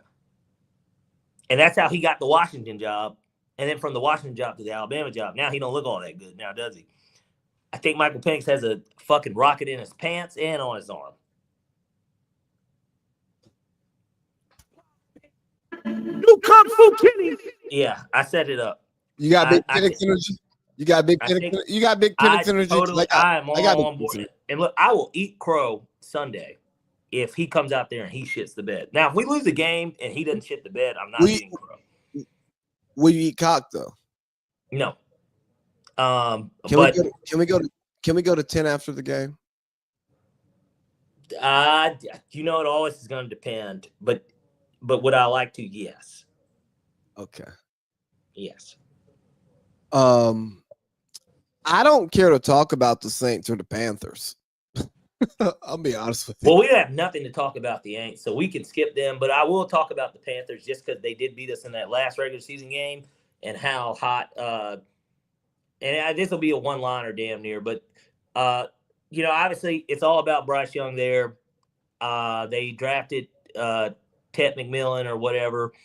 We'll see how that goes. They traded Adam Thielen, who definitely was his guy last year. They don't have a good defense. So that's a known thing. They got Hunter Renfrow. I think that they will be a frisky team for the average teams. So for like the teams that are the fringe 7, like your Cowboys, your 7-10 to 10-7 type teams, those are going to be frisky games for them. But the elite will always take care of them. So, and again, with the Saints, we don't have anything to talk about, so we can move on. I bet you're ready to get to our award predictions, our superlatives. Absolutely. You name them out, and then we'll just go because I know we're running short on time. So for MVP, I got Lamar and J Love, and that's leaning into my Super Bowl prediction. So wait, one's your favorite, the other's the dark horse, right? Lamar's my favorite. J Love's my dark horse. Okay, I'm not mad at it. I hate to. It's not even chalk, but I think because of how bad he's played relative to his standards, I've got Pat Mahomes as my favorite pick. Yeah, well, because I like Pat. I do like Pat to have a bounce back year statistically. The Chiefs, I don't think are going to win 15 games, but they'll win 11 or 12, and he'll put up the numbers again. Because he's got a healthy receiving core, and then it's probably Travis Kelce last year. But I'm going to take Pat as my favorite. And then, honestly, dark horse-wise, I'll just go out there. I'll put my penis on the line. Michael Penix. I think, yeah, I do. But obviously I feel that way. Not just because of the biasness, but I drafted him in fantasy, and I kept telling everybody. Rise up, Parlay Pete. Sorry I cut you off. We didn't even have this show, but a lot of people, they might not want to hear this, but in our fantasy league, I drafted Lamar Jackson the year he won MVP the first year.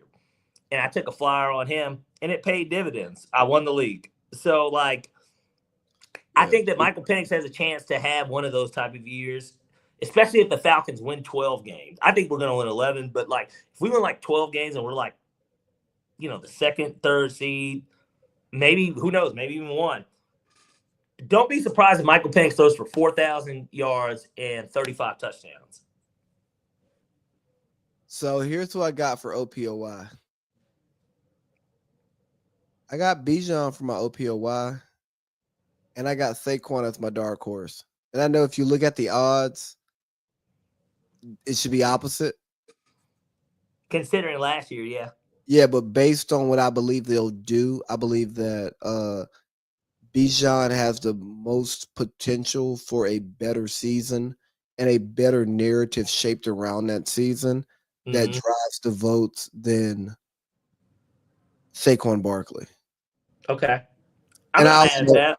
I also don't expect Saquon Barkley to go back-to-back 2,000-yard seasons. So with him having a lesser season and the team maybe not performing at the same level that it did the year before, even if he's performing better or really well, it's not going to be framed the same way as opposed to the Falcons having a plus 500 record throughout the season and Bijan having a big season. Okay, I think we're on the same page there. So I do like Bijan as my favorite. And I know it'd be like, well, hold on. So the Falcons just going to sweep awards? Yeah, this is a Falcons show. So, yeah, I am going to say that. But no. But that's why Penix is my dark horse. I don't think he's going to win it. But if I had to pick somebody that nobody expects, I do expect him. But I do kind of expect Bijan to have that type of year because I think that Tyler Algier will be used. But I think he's going to kind of be phased out because he is it's going to be a breather thing for Bijan. Like, hey, we just don't want the wear and tear. I don't think it's a matter of, oh, it's third down, let's not put you in. He's a better receiving back than Tyler Algier. Tyler Algier will be used for short yards in goal line situations. And my hope is that Zach Robinson has them both on the field like he did sometimes last year. I like the idea of having both of them on the field at the same time. But, yeah, he's my favorite. And if I had to pick a dark horse,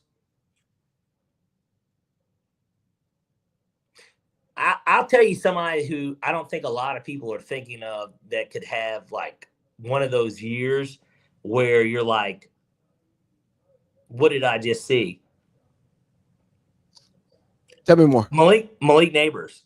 I think Malik Neighbors could have one of those years. I think that he could have a 1,700-yard, 15 touchdown year because he doesn't really have any help around him, and he is going to get the ball. It's going to depend on his health. I know he's a little banged up. But with Russ, I think to start, and then even Jackson Dart, if he can be somewhat even what it was in preseason, I think Malik Neighbors can have a huge year. Okay, so for DPOY, we know what the obvious pick is. Yeah. That's my pick. And I don't have a dark horse. Yeah, and I don't have a dark horse because I'm thinking about who's going to be productive, but also who's going to have the story and this, that, and the third that creates that vibe. And then who hasn't gotten it yet? Because of all TJ's got one. Obviously, Miles has one. Yeah. Max doesn't have Surtain got it last year. Right. Max doesn't have one, but I don't know if they'll be good enough. And I don't believe in I don't believe in Hutchinson. Because, like, looking at the odds, not losing his defensive coordinator now. Yeah, like I just don't believe him enough. So all I got is Micah, and there's no other place in my brain that I could provide a person to our listeners that I truly believed in without just looking at odds and give them somebody. I'll give a dark horse. Okay. And that's Will Anderson. Will Anderson will be a good one to use because that defense is going to have to play better this year. They're projected. They were literally the top rated defense in the draft. I don't know if you saw that. A lot of people expect a lot of good things out of Texas. He's got Danielle Hunter on his end. He's got Stingley as a corner. And again, their running game might be non-existent to start. I think the defense is going to have to do heavy lifting, and he's got a defensive coach. He's a logical pick if you want to go dark horse. So I'll say Will Anderson. He was who I was thinking about for dark horse, but I didn't believe it enough in my heart to predict it. But because you brought it up, I'll talk about it. So for offensive rookie, I don't have a leader and a dark horse because I got one person on both rookies. You know what I mean? Yeah. So I'm going Travis Argenti for offensive rookie. And Travis. Again, that's based off of odds, potential. I doubt Cam Ward is good enough because they'd have to win 8 games. Yeah, I just don't think Cam Ward has enough around him and a team that's going to be good enough that allows him to be in that conversation, even if he is the highest performing rookie. So I'm going Travis Argenti. I'm with you on that. I 100%. I think that those would be the two favorites for sure, but I would probably lean Travis because I think that if he gets 3 interceptions, but he also has 6 touchdowns and 900, 800 yards receiving with 65, 70 catches, you kind of don't have a choice but to give it to him. So I'm going to roll with Travis Hunter as mine. And for defensive, this is fully my bias. I got Travis. I got Jalen Walker, and I really want to throw old Pearson there too. I do too. That's what I was leaning. I think that he's going to be more of the pass rusher, anyways. Yeah, I think Pearson's going to be the sack guy. Yep, and I think that even with that, I mean, Louis Riddick said it. He said something about him leading it, and I don't think he's going to lead the league in sack. Well, the reason why Louis we could get. I don't think that with the pass rush room that we have, that it's far fetched to believe that he could have a 10 sack year.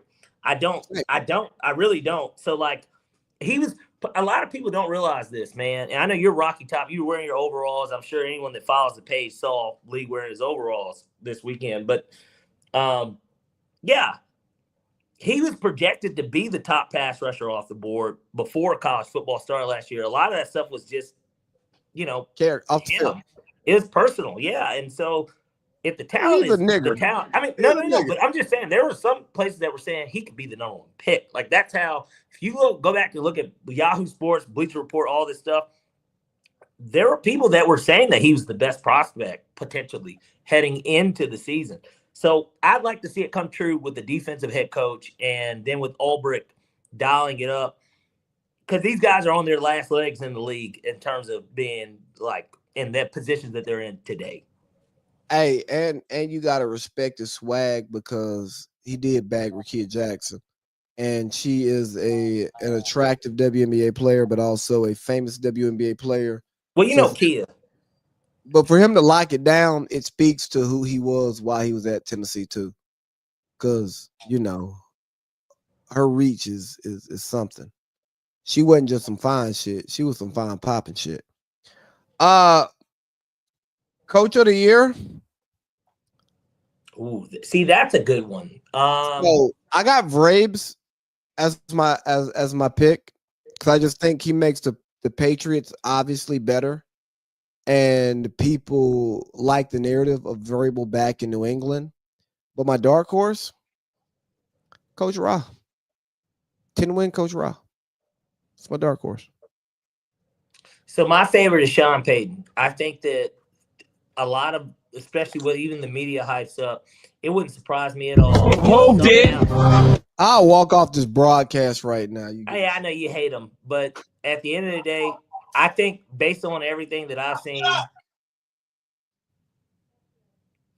at this guy. He's showing off his camera, guys. That's really what he's doing.